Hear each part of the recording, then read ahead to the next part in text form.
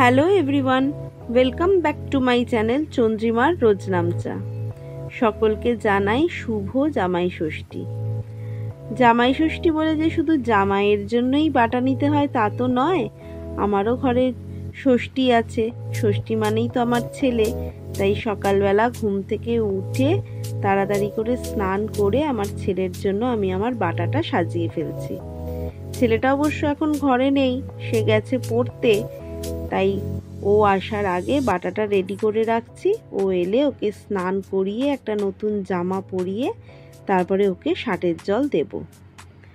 আমাদের বাঙালদের মধ্যে এটি একটি প্রথা, ছেলে মেয়ে হয়ে গেলেই তাকে ষষ্ঠীর জল দিতে হয়। আর বাটাটা যেটা সাজিয়েছি তার মধ্যে রয়েছে একটি তালপাতার পাখা, আর রয়েছে বটপাতা, করমচা, সুপারি আর বাঁশের কুড়ুল, আর একটি যে কোনো ফল। আর সেগুলোতেই একটি করে সিঁদুরের ফোঁটা লাগিয়ে দিয়েছি আর সাজিয়ে ফেলেছি ওর প্লেটটা। ছোট মানুষ তো এমনি তো মিষ্টি খুব একটা পছন্দ করবে না, তো সেই জন্য ওর যেগুলো পছন্দের জিনিস, মাজা, মাইলো, তারপরে চিপস, আরও কিছু জিনিস দেওয়ার ইচ্ছা ছিল। যাই হোক, সেগুলো পাওয়া যায়নি আজকে দোকানে কিনতে, তাই যেগুলো পাওয়া গেছে সেগুলো দিয়েই ওর প্লেটটা সাজিয়ে দিয়ে।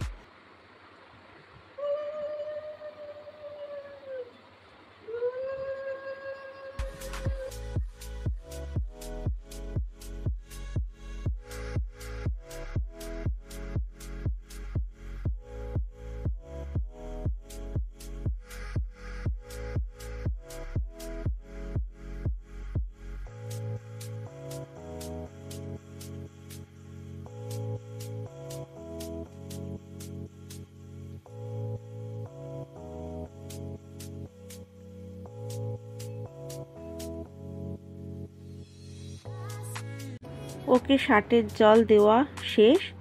এবার ওর যা ওর পাওনা সেগুলো ওর হাতে দিয়ে দিলাম। আর দেরি করব না, কারণ আজকে বেশ কিছু রান্না করার আছে। ওই ঘরে আমার শাশুড়ি, ননদ ওরা প্রায় অনেকটাই জোগাড় এগিয়ে ফেলেছে। আমি যাই, ওদেরকে গিয়ে এবার কিছুটা সাহায্য করব। আর এদিকের আমার ছেলেকে যেই আশীর্বাদ করেছি অমনি পা ধরে নমস্কার করছে, দেখেছেন? চলুন যাওয়া যাক রান্নাঘরে। এখানে এসে তাড়াতাড়ি করে আমি 5 রকম ভাজাটা তৈরি করে নিয়েছি, যার মধ্যে আলু ভাজা, বেগুন ভাজা, পটল ভাজা, ঢ্যাঁড়স ভাজা, এগুলো সবই আমার শাশুড়ি করে ফেলেছেন। আমি এসে একটু আলু যে কটা বাকি ছিল সেটা করলাম, শাক ভাজা করলাম, আর এদিকে ইলিশ মাছের তেল আর ইলিশ মাছের সর্ষে দিয়ে ঝাল, এগুলো আমি করে ফেলেছি। এরপরে আমার ননদ করবে কাতলা মাছের কালিয়া আর মটন। এই দুটি রান্না হয়ে গেলেই প্রায় আজকের রান্না শেষের দিকে। আর আপনাদের তো আগেই বলেছি যে আমার ননদ কিন্তু ভীষণ ভালো রান্না করতে পারে। ওর রান্না একবার যে খাবে সে কিন্তু বারবার খেতে চাইবে। তো যাই হোক, এদিকে মাছগুলো ভাজা হচ্ছে আর ওদিকে আমার ননদ একে একে মশলাগুলোকে রেডি করে নিচ্ছে। মাছ ভাজা কমপ্লিট। এবার একটু তেলের মধ্যে জিরে ফোড়ন দিয়ে এই মিশ্রণটিকে দিয়ে দিল। এর মধ্যে ছিল পেঁয়াজ বাটা, টমেটো বাটা আর কাঁচা লঙ্কার বাটা, এগুলো দিয়ে ভালো করে ও কষে নিচ্ছে। এরপরে একে একে মশলাগুলো ও পরে অ্যাড করবে। ওকে যখন বললাম কখন মশলাগুলো দেবে, ও বললো আগে ভালো করে কষিয়ে নিই, না যদি কষাই তাহলে গন্ধ ছাড়বে। ঠিক আছে, যে রাঁধুনি সে ভালো করে রান্না করলেই হলো। এবার ও দিয়ে দিচ্ছে হলুদ বাটা, জিরে বাটা, ধনে বাটা আর লঙ্কা বাটা। তার আগে দিয়েছে ও রসুন বাটা আর আদা বাটা।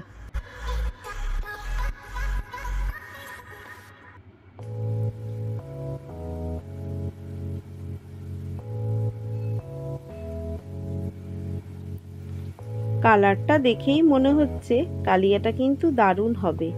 আর যে মশলাগুলো আপনাদের বললাম তারপরে আপনারা দেখতেই পেলেন ও ওখানে টক দই অ্যাড করেছে, সেই জন্য টমেটোটা দিয়েছে খুব সামান্য, কারণ টক দই আবার টমেটো সবই যদি বেশি দেওয়া হয় জিনিসটা বেশি টক হয়ে যাবে।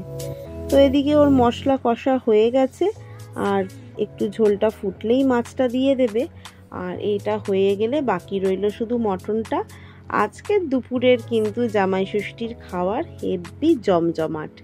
একটু ওপর দিয়ে ধনেপাতা আর গরম মশলা ছড়িয়ে দিল যাতে গন্ধটা একটু ভালো আসে।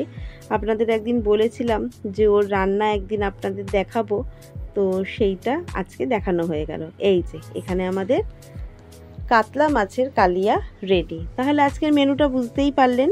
আজকে ভাত, মুসুরির ডাল, 5 রকম ভাজা, ইলিশ মাছের তেল, ইলিশ মাছের সর্ষে দিয়ে ঝাল, আর কাতলা মাছের কালিয়া আর মটন। সব রান্নাই প্রায় হয়ে গেছে, এখন বাকি রয়েছে এই মটনটা রান্না করার সময় দেখলাম আলুগুলো ভেজে নিয়ে ও খানিকটা রসুন বাটা তেলের মধ্যে ফোড়ন দিল, তারপরে পেঁয়াজগুলো দিয়েছে, তারপর একে একে মশলা দিয়ে ও রান্নাটা সেরে নিয়েছে। এদিকে ও রান্নাটা করতে থাক, কারণ আমার ওই ঘরে রয়েছে প্রচুর কাজ। চলুন ও এদিকে মটনটা রান্না করতে থাকুক, রান্নাটা শেষ হয়ে গেলে আপনাদের একবার দেখাবো। আর আমি ওই ঘরে যাই, আমার প্রচুর কাজ আছে সেগুলো শেষ করে নিতে। তাহলে চলুন রান্নাটাও হতে থাক, ভিডিওটাও আজকে এই অবধি রইল। দেখা হবে খুব শিগগিরই পরবর্তী আর একটা নতুন ভিডিও নিয়ে। আপনারা সবাই ভালো থাকবেন, আনন্দে থাকবেন, আর আমার ভিডিওগুলো ভালো লাগলে একটা লাইক করে দেবেন। আর যারা আমার চ্যানেলটা নতুন দেখছেন তারা প্লিজ সাবস্ক্রাইব করে দেবেন। তাহলে সবাই ভালো থাকবেন আর ভালোভাবে জামাই ষষ্ঠী এনজয় করবেন। চলুন আজকের দিনটা যেন সবার ভালো কাটে। টাটা।